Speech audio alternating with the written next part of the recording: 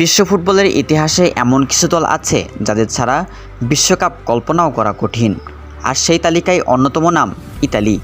4 বারের বিশ্ব champion Italy, যে দেশ ফুটবলকে দিয়েছে কোবন, মালদিনি, পিরলো, দেল পিওরো এবং চোট্টির মতো কিংবদন্তিদের। কিন্তু অবিশ্বাস্য হলো সত্য, 2026 বিশ্বকাপেও দেখা যাবে না ইতালিকে। হ্যাঁ, টানা তৃতীয়বারের মতো বিশ্বকাপ খেলার যোগ্যতা অর্জন করতে ব্যর্থ হয়েছে ইতালি। 2018, 2022 এবং 2026-এর টানা 3টি বিশ্বকাপের বাইরে ইতালি। ফুটবল ইতিহাসে কোনো সাবেক বিশ্ব চ্যাম্পিয়নের জন্য এটি এক লজ্জাজনক রেকর্ড। কিন্তু প্রশ্ন হচ্ছে, এমন কি হলো যে এক সময়ের ফুটবল পরাশক্তি আজ বিশ্বকাপে খেলতে পারছে না? চলুন জেনে নেওয়া যাক। 2006 সালে জার্মানিতে অনুষ্ঠিত বিশ্বকাপে চতুর্থবারের মতো শিরোপা জিতেছিল ইতালি। সেই সময় অনেকেই ভেবেছিলেন ইতালি সাফল্যের দ্বারা আরও দীর্ঘ হবে, কিন্তু এরপর থেকে শুরু হয় পতনের গল্প। 2010 এবং 2014 বিশ্বকাপে গ্রুপ পর্ব থেকেই বিদায় নিতে হয় ইতালিকে। তারপর আসে আরও বড় ধাক্কা, 2018 বিশ্বকাপে টিকিট পায়নি তারা। এরপর 2022 সালেও ব্যর্থতা, আর এবার 2026 কাপেও জায়গা করে নিতে পারেনি দলটি। 2026 বিশ্বকাপে অংশগ্রহণকারী দলের সংখ্যা 32 থেকে বাড়িয়ে 48 করা হয়েছিল।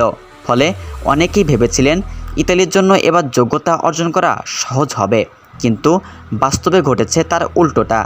প্লে অফে বসনিয়া ও হার্জেগোভিনার কাছে হেরে বিশ্বকাপ স্বপ্ন ভেঙে যায় ইতালির। বিশ্লেষকদের মতে ইতালির ব্যর্থতার অন্যতম কারণ হলো নতুন প্রতিভাবান খেলোয়াড় তৈরির পিছিয়ে পড়া। একসময় ইতালির দলে বিশ্বসেরা ডিফেন্ডার, মিডফিল্ডার ও স্ট্রাইকারদের দেখা মিলত, কিন্তু বর্তমানে সেই মানের খেলোয়াড়ের সংখ্যা অনেক কমে গেছে বলে মনে করেন অনেক ফুটবল বিশ্লেষক ও সমর্থক। আরেকটি বড় সমস্যা হলো ধারাবাহিকতার অভাব। কোচ পরিবর্তন, দল নির্বাচনে অস্থিরতা এবং দীর্ঘমেয়াদী পরিকল্পনার ঘাটতি ইতালিকে ফুটবলকে পিছিয়ে দিয়েছে। যদিও 2021 সালে ইউরো চ্যাম্পিয়ন হয়েছিল ইতালি, তারপরও সেই সাফল্য ধরে রাখতে পারেনি দলটি।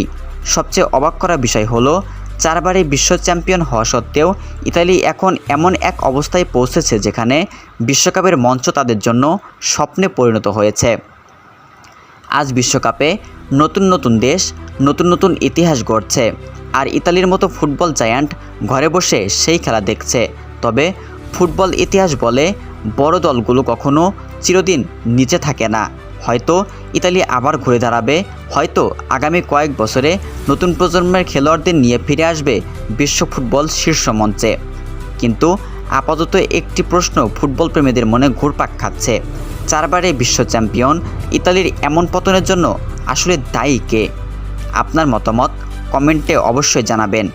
ভিডিওটি ভালো লাগলে লাইক দিন, শেয়ার করুন এবং আন্তর্জাতিক এবং ইতিহাসমূলক সকল প্রকার ভিডিও পেতে আমাদের এই চ্যানেলটি সাবস্ক্রাইব করবেন।